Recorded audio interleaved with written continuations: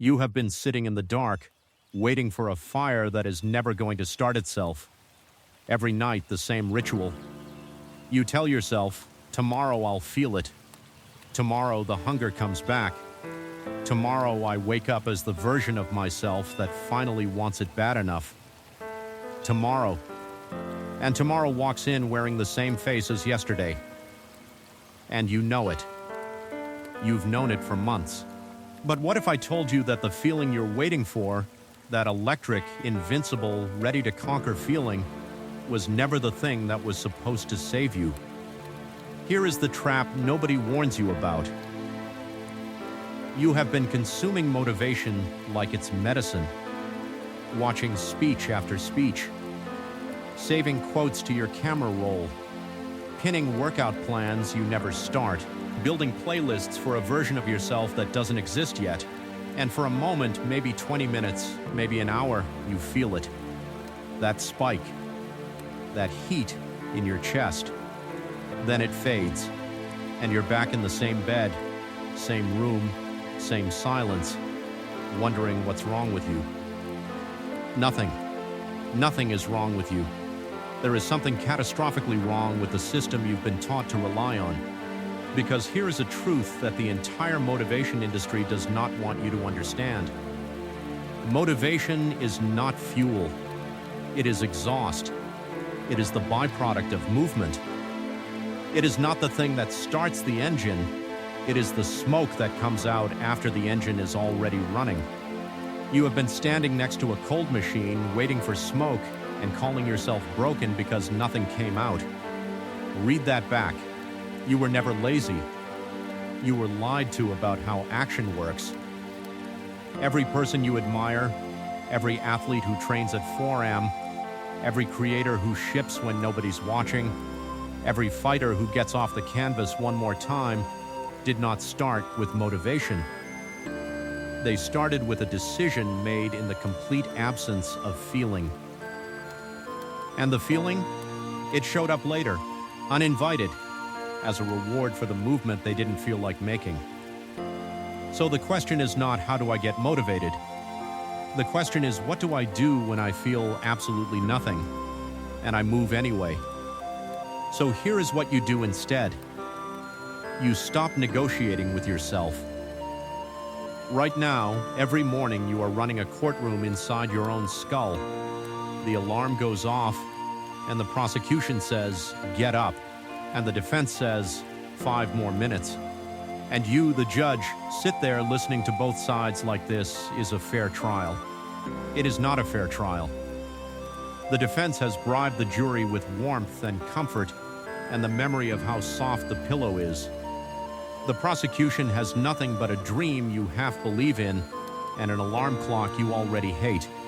So stop holding court. Fire the judge. Eliminate the negotiation entirely. The alarm goes off. You stand up.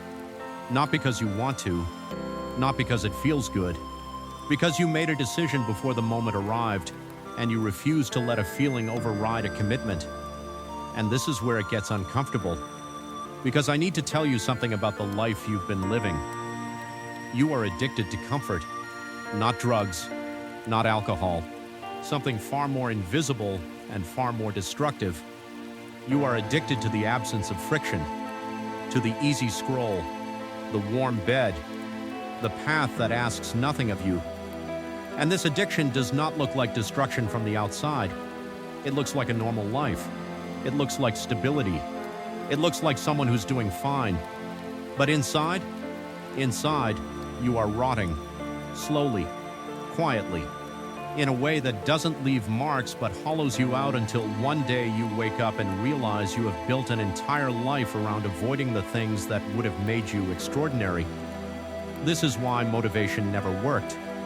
Motivation is comfortable. It asks you to wait. It tells you to feel good first. It lets you sit in the warm dark and believe that one day, magically, you'll be ready. Discipline does the opposite. Discipline grabs you by the throat at 5 a.m. and says, "I don't care how you feel. We have work to do." And the terrifying, beautiful, life-altering truth is this. The moment you start obeying discipline instead of waiting for motivation, you stop needing motivation entirely, because action creates the energy that you thought you needed to begin. So the first shift is mechanical. Stop waiting, start moving. But the second shift is the one that changes who you are. Because this is not about getting things done. This is about becoming someone who does not negotiate with weakness. Now listen to me. I am not talking to everyone. Most people will hear what I just said, nod their heads, and go back to scrolling. Most people will save this video and never watch it again. Most people will feel the truth of these words and still choose the warm bed tomorrow morning. I am not talking to most people. I am talking to the ones who are sick of their own patterns, the ones who have hit replay on their own failures so many times that the pain has stopped being sharp and started being normal, the ones who know, in a place deeper than logic, that they were designed for something that their current life does not reflect. If that is you, then what I'm about to say next is the most important thing you'll hear this year. You do not need a new plan. You do not need a new app.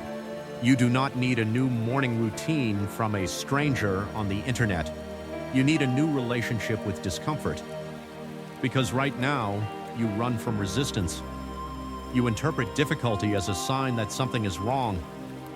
When the workout burns, you stop. When the page is blank, you close the laptop. When the conversation gets hard, you go quiet. What if you flipped it? What if every time you hit resistance, instead of retreating, you read it as a signal that you are walking in exactly the right direction? Here is what you are going to do. Not tomorrow. Tonight, you are going to pick one thing, one single non-negotiable act that you will execute every day for the next 30 days, regardless of how you feel. It does not need to be dramatic. 20 push-ups, 1 page written, 10 minutes of studying, 1 cold glass of water before you touch your phone. Small? Yes. Insignificant? No. Because the act itself is not the point. The point is the signal you are sending to your own nervous system. Every time you do the thing you do not feel like doing, you are rewriting a line of code inside your identity. You are teaching yourself, I am the kind of person who moves without permission from my emotions. And after 7 days, something strange will happen. You will not want to stop. Not because you suddenly found motivation, but because momentum became your new default. Because the machine is running now, and the smoke, the motivation you spent years chasing, is pouring out of you without effort. But I need to warn you about what comes next. Because the moment you start moving, the world will test you. Day 3, you will be sore and tired, and the voice will say, "You've done enough. Take a break. You deserve it." That voice is not your friend. That voice is the warden of the cage you just escaped. And it will use every weapon it has, comfort, logic, exhaustion, the opinions of people around you, to drag you back inside. This is why I said this is a war, not a metaphor. A war. You are at war with the version of yourself that has been running the show for years. The version that chose sleep over sacrifice, distraction over discipline, comfort over creation. That version does not want to die, and it will fight dirty. But here is what that version does not understand. You are not fighting alone anymore. Every single person who ever transformed their life, every fighter who walked into the ring terrified, every creator who published while shaking, every human who chose pain over stagnation, is standing behind you in a line that stretches back through centuries. You are not inventing discipline. You are joining a lineage. So I'm going to ask you to do something right now that will feel strange. I want you to say one sentence out loud, not in your head, out loud, where your own ears can hear it. I do not need to feel ready. I need to move. That sentence, if you mean it, will do more for your life than every motivational video you have ever watched combined. Because it is not a quote, it is a declaration of independence from your own emotional dependency. A year from now, you will look back at this exact moment, and you will either see it as the night everything changed, or the night you almost changed and scrolled past instead. That decision is happening right now, not tomorrow, not after one more video. Now. I'm not going to wrap this up with a neat little bow. I'm not going to tell you it gets easy. It doesn't.